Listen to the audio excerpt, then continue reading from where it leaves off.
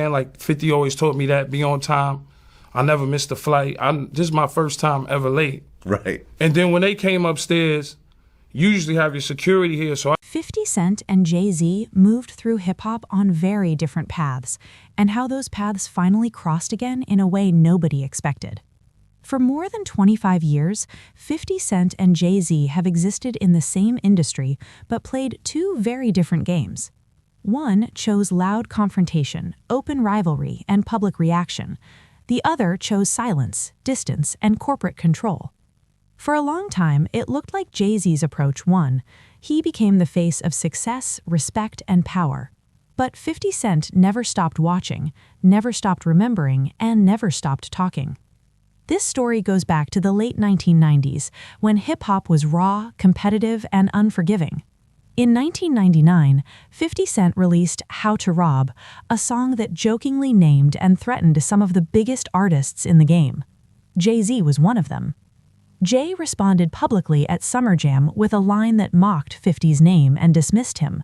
To many people, that was the end of it, a joke answered by a joke. But 50 Cent does not forget moments like that. From that point on, the tension never fully went away.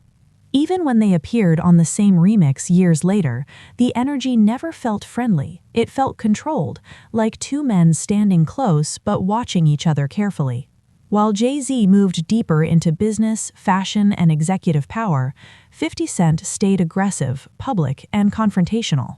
He turned beef into branding and chaos into attention. Over time, Jay-Z's image changed. He became the elder figure of hip-hop, the billionaire, the businessman, the man connected to sports leagues, boardrooms, and global brands. His music shifted. His image became cleaner. He was no longer the street rapper arguing in public. He was above it. At least, that was the image. 50 Cent never accepted that image fully.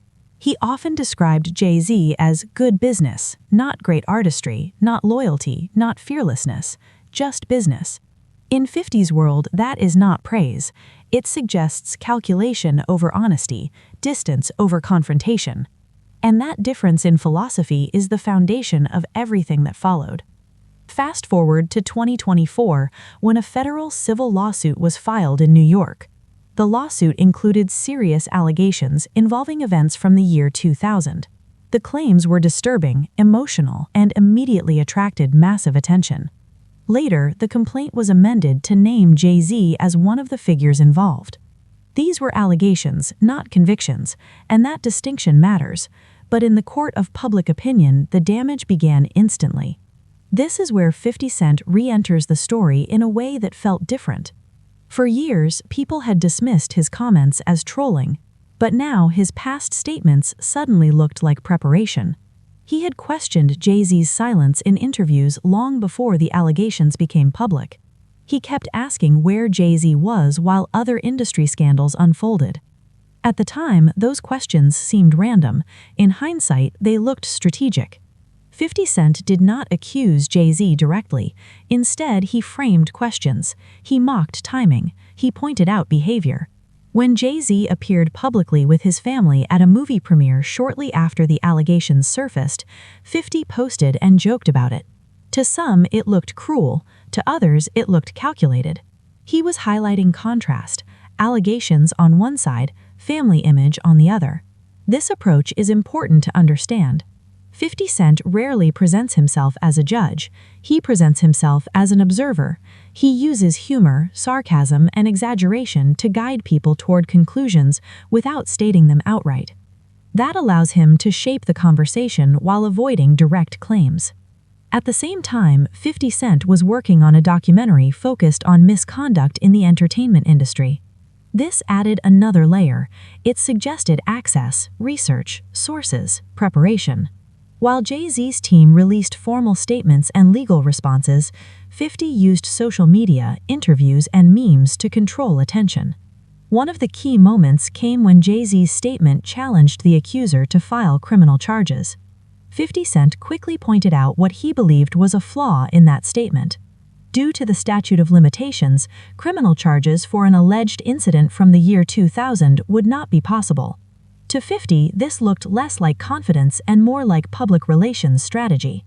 Again, he did not accuse, he questioned. This pattern continued. 50 shared clips, he spoke in interviews, he referenced history, he reminded people of moments Jay-Z might prefer forgotten, not just lyrical moments, but personal ones. Incidents from Jay-Z's youth that he himself has acknowledged in the past. In isolation, these moments were old history. In context, they felt relevant again. The lawsuit itself was eventually dismissed with prejudice in early 2025, meaning it could not be refiled. Jay-Z then countersued the accuser and her lawyer for defamation. From a legal standpoint, this was a win for Jay-Z, but by that point, the public narrative had already taken shape. Many people never followed the full legal outcome. They remembered the questions, not the resolution. This highlights the difference between legal truth and public perception. Courts deal in evidence and procedure. The public deals in memory and emotion. 50 Cent understands that difference better than most. He knows that once doubt is introduced, it lingers. Even when cleared legally, reputations do not reset easily. Another major piece of this story is the Super Bowl halftime show. Reports suggested Jay-Z, through his company, did not initially want 50 Cent to perform. Eminem reportedly insisted that he would not appear without 50. In the end, 50 performed. But in 50's mind, the attempt itself mattered. It felt like obstruction, like power being used quietly. That moment added fuel to everything that followed. To 50, it confirmed a long-held belief that Jay-Z avoided direct confrontation and used influence instead. Whether that interpretation is fair or not, it fits perfectly into 50's narrative of who Jay-Z is and how he operates.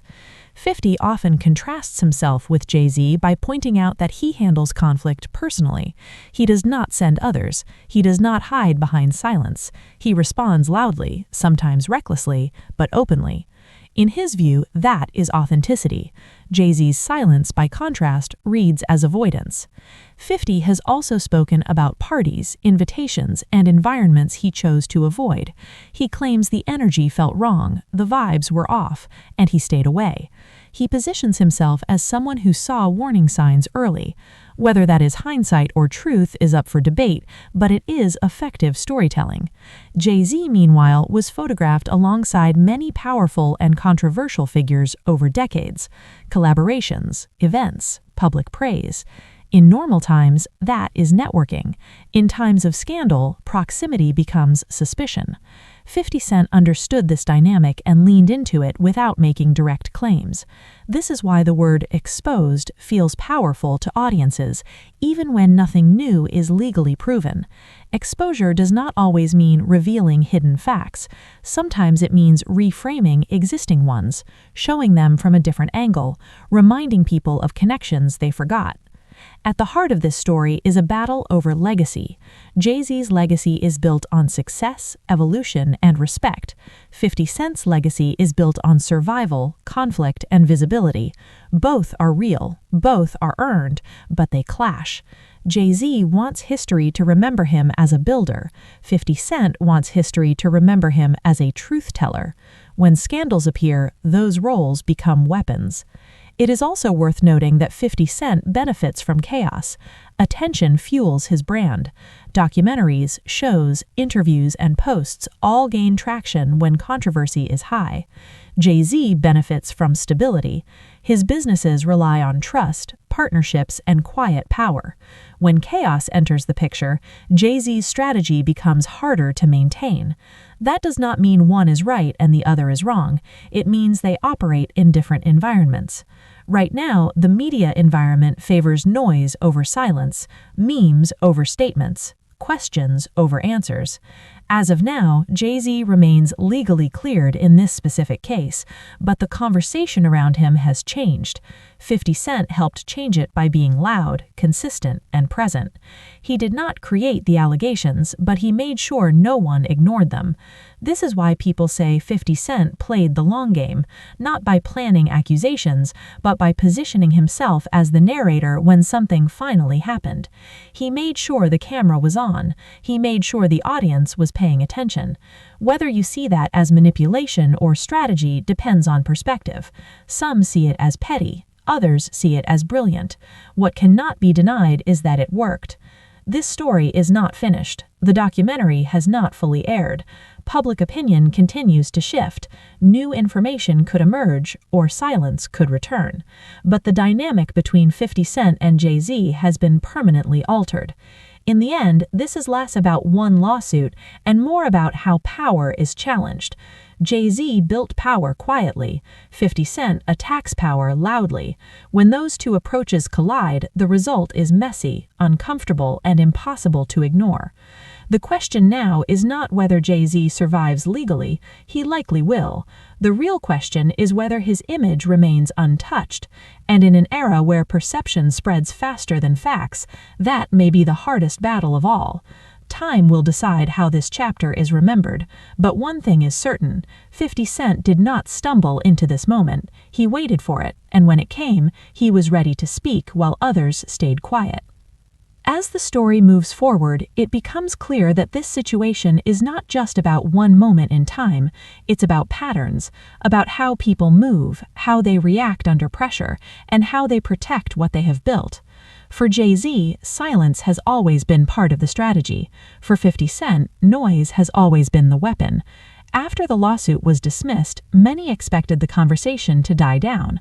On paper, Jay-Z had won. The case could not be brought back. His legal team stood firm. But the problem for Jay-Z was that the public conversation did not stop just because the paperwork did. In fact, for many people, the dismissal raised even more questions instead of answers. 50 Cent understood this perfectly. He did not celebrate the dismissal. He did not back off. Instead, he leaned further into the idea that legal outcomes and public trust are two very different things. He kept reminding people that history does not disappear just because a case ends. He focused on memory, not verdicts. One of the strongest parts of 50 Cent's approach is how he connects old moments to new ones. He brings up Jay-Z's past not to accuse, but to remind. Moments Jay-Z himself has spoken about over the years suddenly feel different. When placed next to modern allegations, even if they are unrelated, the timing changes how they are received. This is especially true in an era where social media shortens attention spans. Most people do not read court documents. They watch clips, they scroll headlines, they listen to commentary. 50 Cent lives in that space. He knows how to speak in a way that sticks. Jay-Z, on the other hand, communicates through statements, lawyers, and controlled appearances. That works well in boardrooms and courtrooms. It does not always work in viral culture. Silence can look like confidence to some, but to others, it looks like avoidance. 50 Cent kept pointing this out without directly saying it.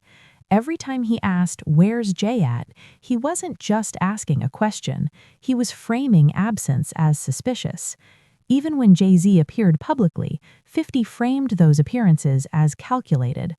The movie premiere moment became symbolic. A family outing during controversy can be seen as strength, but 50 reframed it as deflection.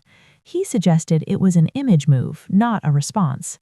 That idea spread quickly because it felt believable to people already questioning things. Another layer to this situation is how Jay-Z's power protects him and also isolates him. As someone who sits at the top of multiple industries, Jay-Z cannot respond the way he once did. He cannot trade insults. He cannot get messy online. Every move is measured. That restraint, while smart, leaves space for others to control the narrative. 50 Cent thrives in that space. He fills the silence with his own voice. He turns gaps into opportunities. And because he has a long history with Jay-Z, his commentary feels personal, not random. The Super Bowl situation keeps resurfacing for this reason. To many fans, it symbolized how Jay-Z's power operates quietly. The idea that someone could influence who appears on one of the biggest stages in the world reinforces 50's claim that Jay-Z prefers control behind the scenes.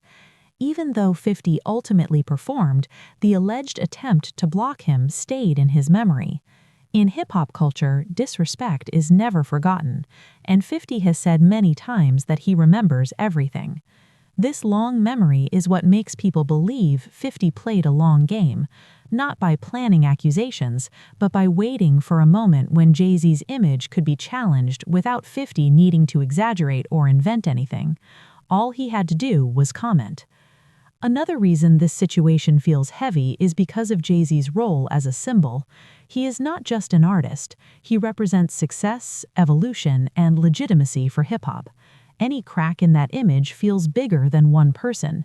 It feels like an attack on an idea. 50 Cent knows this. By questioning Jay-Z, he is not just attacking a rival. He is challenging the idea that power makes someone untouchable. He is saying that no matter how high you climb, your past can still speak. This message resonates with audiences who feel disconnected from elites. It taps into frustration. It suggests that wealth and influence should not erase accountability. Even if no crime is proven, the idea itself carries weight. Jay-Z's countersuit for defamation shows that he is fighting back legally. But again, that battle happens quietly, slowly, and out of public view. Meanwhile, 50 Cent's commentary happens in real time, where reactions are instant. This difference in speed matters. Social media rewards immediacy. Whoever speaks first often sets the tone. 50 Cent understands this better than almost anyone in hip-hop. Another important factor is trust. 50 Cent has built a persona where people expect him to say wild things, but they also believe he says what he thinks. Jay-Z's persona is more controlled, more polished. When controversy hits, people are quicker to question the polished figure than the messy one. That does not mean 50 is more truthful. It means his style feels more honest to some viewers. In public perception, feeling often matters more than facts. As time goes on, the rivalry between these two men feels less like a beef and more like a battle over who gets to define hip-hop's history. Jay-Z wants history to remember growth, legacy, and influence. 50 Cent wants history to remember conflict, survival, and truth. Neither of them is neutral. Both are protecting their own legacies. But right now, 50's approach is louder, and loudness travels further online. The biggest danger for Jay-Z is not another lawsuit, it is fatigue. When people hear the same questions repeated long enough, they stop waiting for answers. They start forming opinions.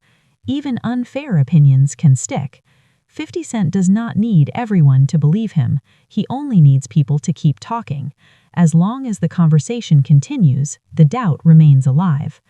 At this point, the situation has moved beyond evidence and into symbolism. Jay-Z represents quiet power. 50 Cent represents loud resistance. When scandals hit industries, people often side emotionally with resistance, even when power is legally correct.